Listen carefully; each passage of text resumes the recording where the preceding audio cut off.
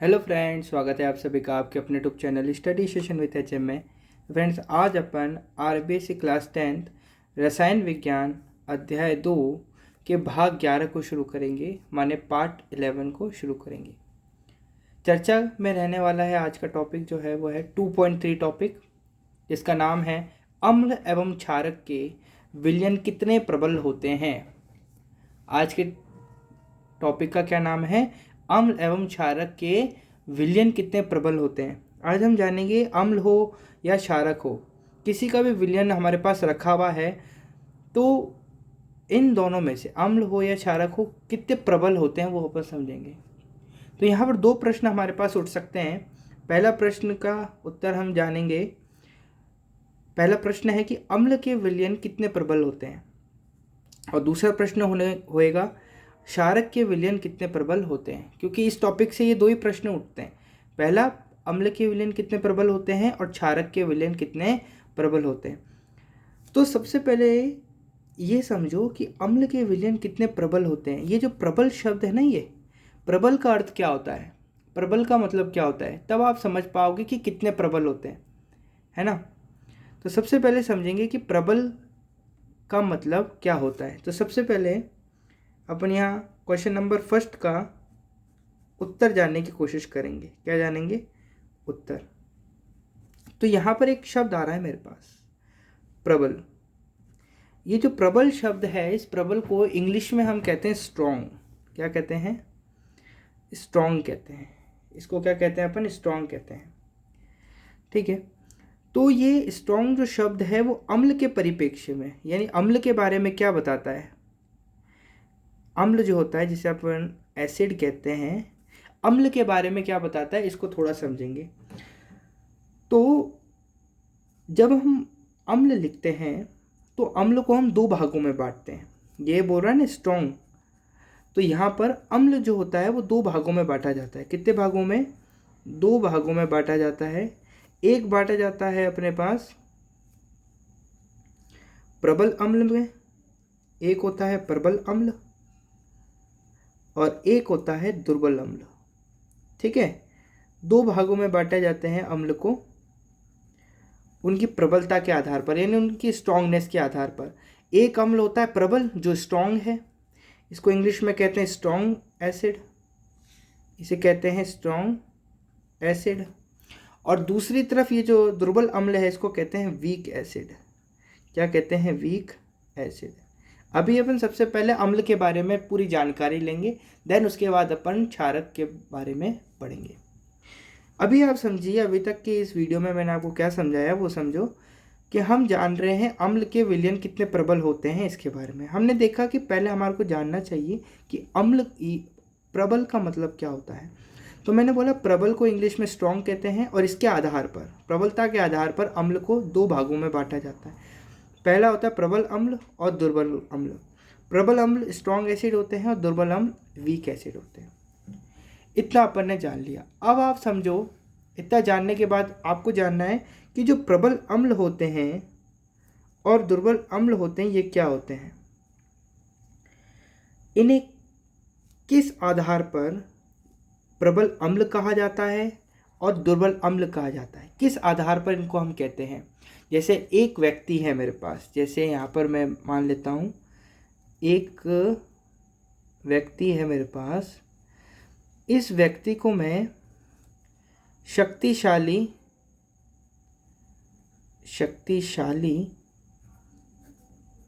और कमज़ोर कब कहूँगा?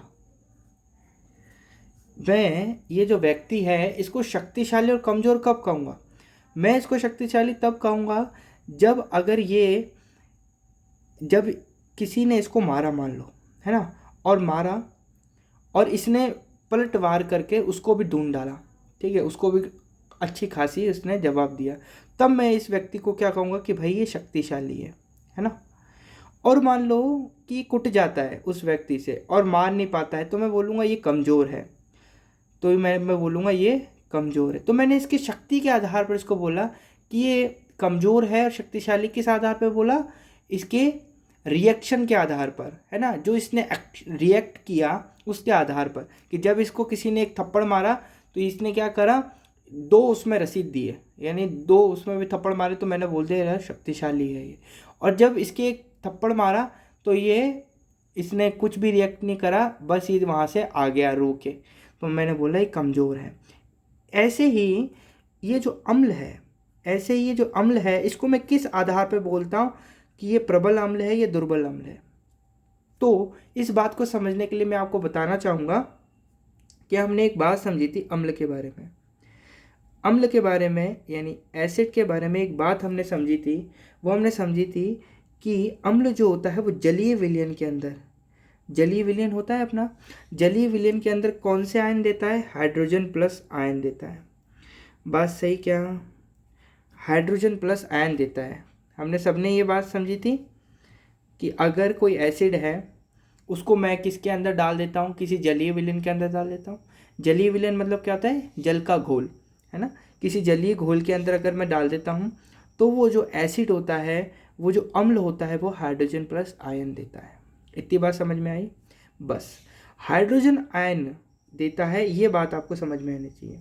अब देखिए, जब किसी अम्ल को जलीय विलयन में डालते हैं, जब किसी अम्ल को किसी जलीय विलयन में डालते हैं और जलीय विलयन में अधिक संख्या में, जलीय विलयन में अधिक संख्या में अम्ल जो होता है वो हाइड्रोजन प्लस आयन उत्पन्न करता है, बातों को समझना, उत्पन्न करता है, तो वो अम्ल क्या कहलाता है, प्रबल अम्ल कहलाता है, प्रबल अम्ल कहलाता है। क्या मेरी बात को समझ में आई, मैंने जो आपको बात समझाई वो आपको समझ में आई। मैंने बोला कि मेरे पास एक अम्ल है, मेरे पास एक अम्ल है, उस अम्ल को मैंने किस में डाला, जलीय विलयन में डाला। जलीय विलयन में डालने पर हमने बोला कि एसिड जो होते हैं, अम्ल जो होते हैं, वो हाइड्रोजन प्लस आयन देते हैं। अगर हाइड्रोजन आयन अधिक संख्या में दिए जा रहे हैं किसी अम्ल के द्वारा तो वो प्रबल अम्ल कहलाएगा, और अगर कम संख्या में दिए जा रहे हैं, कम संख्या में हाइड्रोजन प्लस आयन उत्पन्न होते हैं, हाइड्रोजन प्लस आयन उत्पन्न होते हैं, तो हम कह सकते हैं कि वो क्या है, एक दुर्बल अम्ल है। क्या है, दुर्बल अम्ल है। क्या ये बात आपको समझ में आई। जैसे मान लो अपने पास क्या है, 2 अम्ल ले लेते हैं अपन, क्या लेते हैं, 2 अम्ल लेते हैं। इस चीज़ से आपको ढंग से समझ में आएगा, प्रैक्टिकल भी थोड़ा हो जाएगा। 2 अम्ल लेते हैं अपन, एक अम्ल लेते हैं अपन हाइड्रोक्लोरिक अम्ल ले लेते हैं। क्या ले लेते हैं, HCl ले लेते हैं, हाइड्रोक्लोरिक अम्ल ले लेते हैं। यहाँ लिख देता हूँ हाइड्रोक्लोरिक एसिड, बात सही, ठीक है। और दूसरी तरफ अपन ले लेते हैं acetic acid, CH3COOH, acetic acid. ये 2 अम्ल लिए मैंने। अब इन दोनों में से आपको बताना है कि कौन सा प्रबल अम्ल है और कौन सा प्रबल अम्ल है और कौन सा दुर्बल अम्ल है। आपको इन दोनों में से बताना है। तो आप कैसे पता लगाओगे, आप करोगे क्या कि HCl को किस में डालोगे, HCl को डालोगे जलीय विलयन में डालोगे। और आपने जैसे ही जलीय विलयन में डाला HCl को, तो HCl जो होता है वो हाइड्रोजन प्लस आयन उत्पन्न करता है। और ये जो हाइड्रोजन प्लस आयन उत्पन्न करता है ना, ये कैसे होते हैं, अधिक संख्या में होते हैं। ये क्या होते हैं, अधिक संख्या में उत्पन्न करता है। हाइड्रोक्लोरिक अम्ल जो होता है वो हाइड्रोजन प्लस जो आयन होते हैं ना, उनको अधिक संख्या में क्या करता है, उत्पन्न करता है, अधिक संख्या में उत्पन्न करता है। तो हमने ऊपर पढ़ा कि अधिक संख्या में जो एसिड हाइड्रोजन प्लस आयन उत्पन्न करता है उसे हम क्या कहते हैं, प्रबल अम्ल कहते हैं। तो यहाँ पर ये एक प्रबल अम्ल का उदाहरण हो जाएगा। प्रबल अम्ल का उदाहरण क्या हो जाएगा, हाइड्रोक्लोरिक अम्ल। दिखा आपको, समझ में आया? देखिए हमने क्या लिखा, हमने बोला, ध्यान से समझना, हमने क्या बोला कि हाइड्रोक्लोरिक अम्ल को जलीय विलयन में डालते हैं। जलीय विलयन के डालने पर ये हाइड्रोजन प्लस आयन देगा, और ये जो हाइड्रोजन प्लस आयन देता है वो अधिक संख्या में उत्पन्न करता है, जिसके कारण हमने बोला था कि अधिक संख्या में जो उत्पन्न करता है उसको अपन क्या कहते हैं, प्रबल अम्ल कहते हैं। तो इसी कारण हम हाइड्रोक्लोरिक अम्ल क्या है, एक प्रबल अम्ल का उदाहरण है। किसका उदाहरण है, प्रबल अम्ल का उदाहरण है। अब दूसरी तरफ अगर बात करें एसिटिक अम्ल की, तो एसिटिक अम्ल को जलीय विलयन में मिलाया, जलीय विलयन में मिलाया। जलीय विलयन में मिलाकर हमने जाना है कि एसिटिक अम्ल जो होते हैं वो हाइड्रोजन प्लस आयन देते हैं। तो हाइड्रोजन प्लस आयन दिया इसने, लेकिन एसिटिक एसिड जो होता है वो हाइड्रोक्लोरिक एसिड की तुलना में कम संख्या में उत्पन्न करता है क्या, हाइड्रोजन प्लस आयन कम संख्या में उत्पन्न करता है। और हमने जाना है जो अम्ल कम संख्या में हाइड्रोजन प्लस आयन उत्पन्न करता है उसे हम दुर्बल अम्ल कहते हैं। तो हम यहाँ पर क्या लिख सकते हैं कि ये क्या है, एक दुर्बल अम्ल का उदाहरण हो गया। ये क्या हो गया, एक दुर्बल अम्ल का उदाहरण हो गया। बात सही हुई है? अम्ल को हमने दो भागों में बांटा था। बात यहाँ तक समझ में आई तो बताओ। अम्ल को हमने दो भागों में बांटा था, प्रबल अम्ल और एक दुर्बल अम्ल। देखिए यहाँ से देखिए, प्रबल अम्ल और दुर्बल अम्ल, है ना। प्रबल अम्ल क्यों कहते हैं, दुर्बल अम्ल क्यों कहते हैं अम्ल को हम, तो हमने देखा कि अम्ल जो होता है वो जलीय विलयन में हाइड्रोजन प्लस आयन देता है। ऐसा अम्ल जो जलीय विलयन में अधिक संख्या में हाइड्रोजन आयन उत्पन्न करता है प्रबल अम्ल कहलाता है। दूसरी तरफ हमने समझा कि ऐसा अम्ल जो हाइड्रोजन आयन जलीय विलयन में हाइड्रोजन आयन कम संख्या में उत्पन्न करता है दुर्बल अम्ल कहलाता है। हमने बोला इसके एक एक उदाहरण दो, तो हमने बोला कि हाइड्रोजन अम्ल जो होता है उसका एक उदाहरण हो गया हाइड्रोक्लोरिक अम्ल। जो प्रबल अम्ल का उदाहरण हो गया वो हो गया हाइड्रोक्लोरिक अम्ल, और दुर्बल अम्ल का उदाहरण हो गया एसिटिक एसिड। क्या इतनी बात समझ में आई? चलिए अब थोड़ा अपन जान लेते हैं, थोड़े से अन्य उदाहरण भी ले लेते हैं, प्रबल अम्ल के उदाहरण और दुर्बल अम्ल के उदाहरण। यहाँ थोड़े दे रखे हैं आपको, इसको समझ लीजिए। एक HCl जो होता है वो प्रबल अम्ल में आता है, H2SO4 होता है वो भी प्रबल अम्ल में आता है, और एक HNO3 जो होता है वो भी प्रबल अम्ल में आता है। हाइड्रोक्लोरिक एसिड, सल्फ्यूरिक एसिड और नाइट्रिक एसिड, ये तीनों दुर्बल अम्ल की श्रेणी में आते हैं। एसिटिक एसिड और कार्बोनिक एसिड, CH3COOH और H2CO3। ये बातें अगर आपको समझ में आई है तो अब एक बात पर आपका ध्यान आकर्षित करना चाहूँगा कि आप कैसे पहचानेंगे, क्योंकि अम्ल तो अम्ल होता है साहब।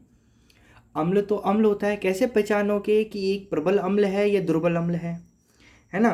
तो आप उसको पहचानते हो, इसको पहचानने के लिए एक युक्ति बनाई गई या एक खोज की गई। उस खोज का नाम था पीएच स्केल। उस खोज का नाम क्या था, पीएच स्केल, कि कैसे पहचाने कि अम्ल प्रबल है या दुर्बल है ना। प्रबल अम्ल है या दुर्बल अम्ल है, या एक विलयन दे दिया गया आपको और उसमें से पूछा गया कि ये जो विलयन है, मान लो एक विलयन दे दिया गया आपको, ये विलयन दे दिया गया आपको, और इस विलयन को पूछ लिया गया कि बताइए ये किस प्रकृति का है, ये किस प्रकृति का है। प्रकृति माने क्या होता है, प्रकृति माने होता है नेचर। प्रकृति माने नेचर, यानी किस नेचर का है। नेचर दो तरीके के होते हैं। नेचर कितने तरीके के होते हैं, दो तरीके के होते हैं। पहला होता है अम्लीयता, अम्लीय नेचर होता है एक तो, जिसे इंग्लिश में कहते हैं एसिडिक, और एक होता है क्षारकीय, एक होता है क्षारकीय। क्षारकीय यानी होता है बेसिक। ठीक है। एक होता है एसिडिक और एक होता है बेसिक, ये दो नेचर होते हैं। आपसे पूछा जाएगा कि ये एक विलयन दे दिया जाएगा और पूछा जाएगा ये जो विलयन है किस प्रकृति का है, अम्लीय प्रकृति का है, क्षारकीय प्रकृति का है। कैसे पता लगाओगे? देखकर पता लगाना है। कैसे पता लगाओगे? इसको पता लगाने के लिए एक खोज हुई और वो खोज थी पीएच स्केल की, जिसे अपन कहते हैं पीएच पैमाना। क्या कहते हैं अपन इसके? यहाँ देखो, इसे कहते हैं अपन पीएच पैमाना। इंग्लिश में इसे कुछ नहीं पीएच स्केल कहते हैं। इंग्लिश में इसे क्या कहते हैं? पीएच स्केल कहते हैं। ज़्यादा कोई डिफरेंट नहीं है। क्या है पीएच स्केल? इसको थोड़ा समझिए। अब किस लिए यूज़ होता है ये तो पता चल गया। पीएच स्केल किस लिए यूज़ होता है? किसी विलयन की प्रकृति को जानने के लिए। अगर कोई विलयन दे रखा है, उसकी प्रकृति जाननी है हमारे को कि अम्लीय है या क्षारकीय है, वो जानने के लिए हम पीएच पैमाने का यूज़ करते हैं। पीएच पैमाना होता क्या है उसको समझिए। पीएच पैमाने में दो सूचक आ रहे हैं हमारे पास, यानी सूचक माने सिंबल आ रहे हैं। ज़्यादा इसको इतने डीपली पढ़ने की ज़रूरत नहीं है। साफ साफ लिख रखा है कि पीएच के अंदर हमारे को दो ही चीज़ें दिख रही है, एक तो पी दिख रहा है और एक एच दिख रहा है। पी का मतलब क्या होता है वो समझ लो आप। पी की फुल फॉर्म होती है पुसांस। क्या होता है? पुसांस। अब बोलोगे ये क्या वर्ड है पुसांस? इसको इंग्लिश में कहते हैं पोटेंस। क्या कहते हैं? पोटेंस। ये क्या है? पुसांस जो शब्द है ना, ये एक जर्मन वर्ड है। क्या है? जर्मन वर्ड है। तो जर्मनी तो हमें आती नहीं है ना, क्या करें? जर्मनी तो हमने सीखी नहीं, हमने तो हिंदी और इंग्लिश सीखी है ना। तो पुसांस को कन्वर्ट करेंगे अगर अपन हिंदी में, तो हिंदी में इसका कन्वर्जन यानी इसका मतलब होता है शक्ति। ठीक है, क्या होता है? शक्ति। और शक्ति को अपन पावर कहते हैं। तो इसको आप ऐसे याद रख सकते हैं। वैसे पी का फुल फॉर्म होता है पुसांस या पोटेंस, है ना। इसको पावर से आप याद रख सकते हैं। तो हिंदी में इसे शक्ति कहते हैं। ठीक है, तो आप बोलेंगे किसकी शक्ति? तो आप बोलेंगे एच की शक्ति। एच का मतलब होता है हाइड्रोजन प्लस आयन की शक्ति। हाइड्रोजन प्लस आयन की शक्ति। तो शक्ति किसकी? हाइड्रोजन प्लस आयन की। तो इस स्केल से हमारे को क्या पता चलता है कि अगर कोई विलयन है, अगर उसमें हाइड्रोजन प्लस आयन की सांद्रता अधिक होती है तो वो किस प्रकृति का होता है? अम्लीय प्रकृति का। और अगर कम होती है तो वो क्षारकीय प्रकृति का होता है। क्या बात समझ में आई आपको? क्या बात कही हमने बोला मोटे तौर पर आप इस बात को समझेंगे तो आप समझ पाएंगे। हमने बात करी कि भाई ये जो हमारा क्या होता है, हमारे को कोई विलयन दे रखा है, उसमें अगर हाइड्रोजन प्लस आयन जो है, इसकी जो सांद्रता है, इसकी जो सांद्रता मतलब कंसंट्रेशन, सांद्रता माने जिसमें पानी की मात्रा बहुत कम होती है, मतलब गाढ़ापन, मतलब प्योर 100% क्या होता है भाई? अम्लीय है। तो हाइड्रोजन प्लस आयन की जो सांद्रता होती है वो कैसी होती है? अधिक होती है। हाइड्रोजन प्लस आयन की सांद्रता अधिक होती है। तो अधिक होती है तो वो जो विलयन होगा, वो विलयन किस प्रकृति का होगा? अम्लीय प्रकृति का होगा। अम्लीय प्रकृति का होगा। बात सही। और अगर ये विलयन जो है, इसमें हाइड्रोजन प्लस आयन की जो सांद्रता है, वो कैसी? कम है, तो ये क्षारकीय प्रकृति का होगा। ये क्या होगा? क्षारकीय प्रकृति का होगा। इस बात को अपन बहुत अच्छी डिटेल से समझने वाले हैं।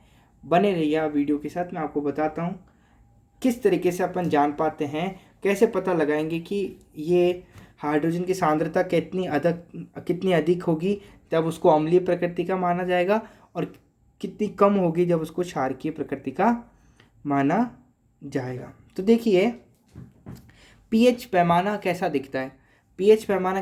मैं आपको थोड़ा बता देता हूँ, बना के बताता हूँ आपको।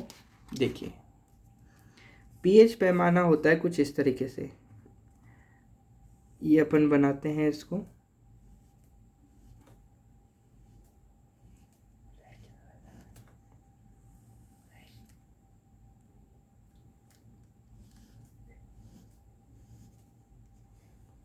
ये एक बॉक्स होता है, इसके अंदर 14 खाने होते हैं। कितने? 14। 0 1 2 3 4 5 6 7 8 9 10 11 12 13 और 14 खाने होते हैं इसके अंदर। किस तरीके से बटे होते हैं ये? 0 1 2 3 4 5 6 7 8 9 10 11 12 13 14। ठीक है, ये 14 खाने बने रहते हैं। और इन 14 खानों में ये जो सबसे पहला वाला यानी 0 वाला है, अगर किसी विलयन का जो पीएच मान है वो 0 होता है तो वो अधिक अम्लता कहलाता है। ये वाला जो अगर उसकी मान कितना है? 0 है, तो वो अधिक अम्लता कहलाएगा। और सबसे लास्ट वाला जो होता है, सबसे लास्ट वाला क्या कहलाता है? अधिक क्षारकीय। अगर किसी विलयन का पीएच जो मान है वो 14 आता है तो वो अधिक क्षारकीय कहलाता है, और अगर 0 आता है तो वो अधिक अम्लता कहलाता है। ठीक है, कोई विलयन लिया अपन ने, विलयन लिया, बोला कि भाई क्या है, तो विलयन को अगर अपन उसका पीएच मान चेक करेंगे, और पीएच मान कितना आ गया? 0 आ गया, तो अपन बोलेंगे कि वो अधिक अम्लीय है। और अगर मान लो उसका पीएच मान कितना आ गया? अधिक क्षारकीय, 14 आ गया, तो अपन बोलेंगे वो अधिक क्षारकीय है ना। और ये जो 7 होता है ना, ये जो 7 है ये कहलाता है उदासीन, ये कहलाता है उदासीन। अगर मान लो कोई विलयन है, ना तो उसका पीएच मान कितना है, ना तो अम्ल के क्षेत्र में आता है और ना क्षार के क्षेत्र में आता है, ना तो वो अम्ल है ना क्षार है, तो वो क्या कहलाएगा? उदासीन कहलाएगा। जैसे जल जो होता है इसको कहते हैं अपन न्यूट्रल, क्या कहते हैं? न्यूट्रल अवस्था कहते हैं इसे, बिल्कुल सामान्य अवस्था। ठीक है, अब यहाँ अधिक क्षार से लेकर उदासीन तक, यानी ये जो पूरी की पूरी लाइन होती है, 0 से लेकर 7 तक, ये कहलाती है अम्लीयता को दर्शाती है, अम्लीयता प्रकृति को दर्शाती है, यानी एसिडिक को समझाती है। मतलब इसका मतलब क्या होता है? अगर कोई भी विलयन है मेरे पास, उसका पीएच मान 0 से लेकर 7 के बीच में हुआ तो वो अम्लीय प्रकृति का कहलाएगा। और अगर 7 से लेकर 14 के बीच में अगर किसी विलयन का पीएच मान आता है तो वो कहलाता है क्षारकीय प्रकृति का, क्षारकीयता, वो कहलाता है क्षारकीय प्रकृति का। इसे अपन इंग्लिश में कहते हैं बेसिक। बात समझ में आया? बेसिक नेचर का कहलाता है। अब आपकी जानकारी के लिए आपको बता दूं, ऐसे कुछ अम्ल और क्षारक हैं जो प्रकृति के आधार पर मैं आपको बता देता हूं होते हैं। जैसे एक होता है अपना जठर रस। क्या होता है? जठर रस क्या होता है? गास्ट्रिक जूस जिसे अपन कहते हैं, जो अपने पेट में पाया जाता है। जठर रस जो होता है उसका जो पीएच मान होता है वो कितना होता है? जठर रस का जो पीएच मान होता है वो होता है लगभग 1.2। तो मुझे बताइए किस प्रकृति का हुआ? जठर रस जो हुआ उसका पीएच मान लगभग 1.2 है, तो 1.2 कहाँ एग्जिस्ट करता है इसके अंदर? यहाँ पर 1.2 यहाँ पर एग्जिस्ट करेगा। अरे हाँ कि ना, यहाँ एग्जिस्ट करेगा। तो ये तो किस में आ रहा है? अम्लीय में आ रहा है, तो इसकी प्रकृति कैसी हो गई?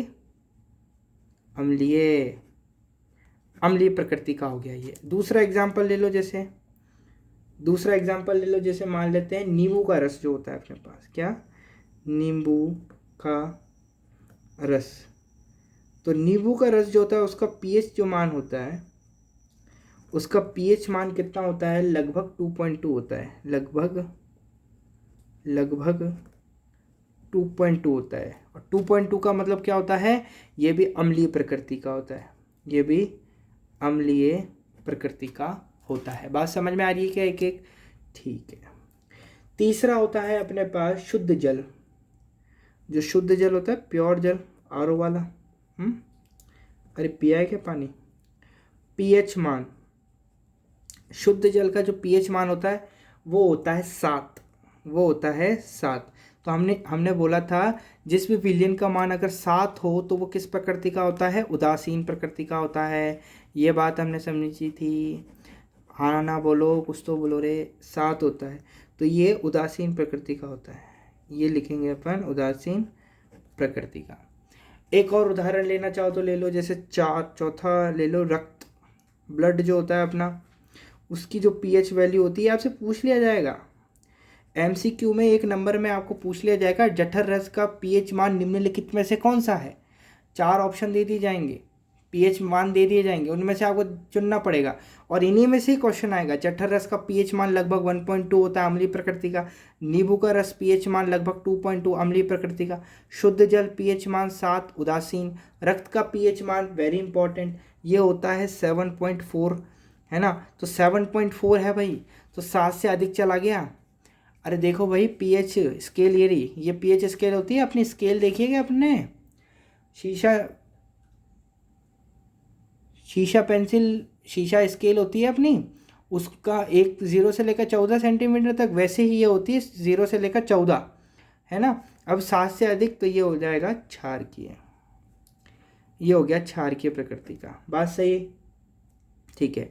एक इम्पोर्टेंट आता है, ये भी एग्जाम में कभी कभार पूछ लिया जाता है, मैग्नीशियम, मिल्क ऑफ मैग्नीशिया, इसका होता है MgOH होल ट्वाइस। इसको कहते हैं मिल्क ऑफ मैग्नीशिया। क्या कहते हैं इसे?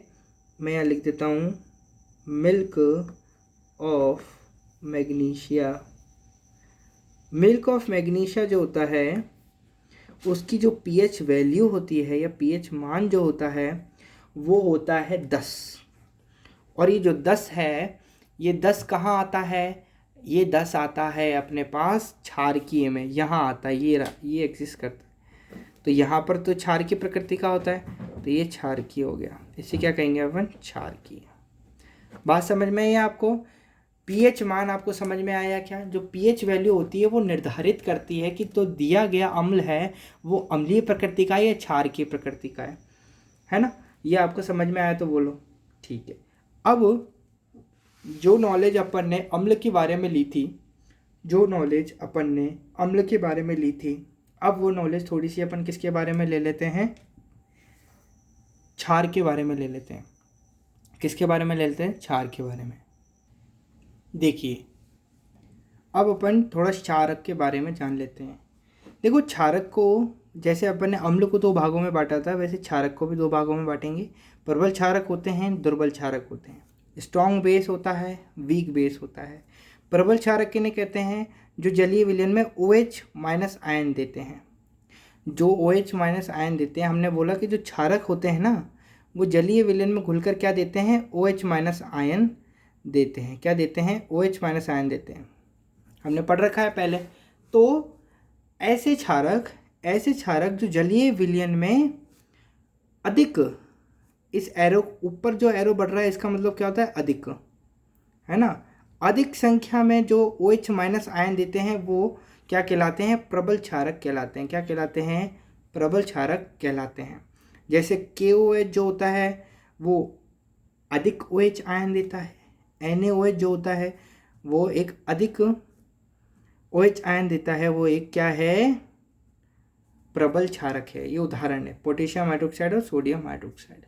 दूसरी तरफ अगर बात करें तो क्या होगा? जो कम देते हैं, इस एरो का मतलब क्या है? कम।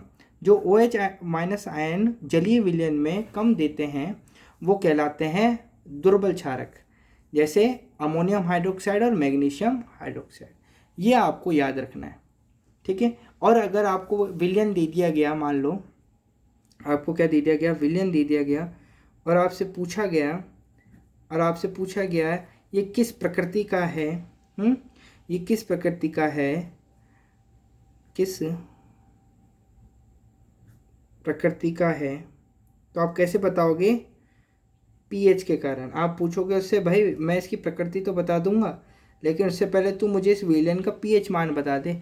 तो उसने बोला ले तेरे को पीएच मान चाहिए तो ये ले, मैं तेरे को 11 पीएच मान देता हूँ, 11 पीएच मान का एक जलीय विलयन देता हूँ या एक विलयन देता हूँ, बता इसकी प्रकृति क्या है। तो आप बोल दोगे 0 से 14 होता है, 0 से 14 होता है और बीच में 7 होता है। तो 7 के लेफ्ट हैंड साइड में तो अम्ल होते हैं, अम्लीय प्रकृति होती है, और राइट हैंड साइड पे क्षार की प्रकृति होती है। कौन सी होती है? क्षार की प्रकृति होती है।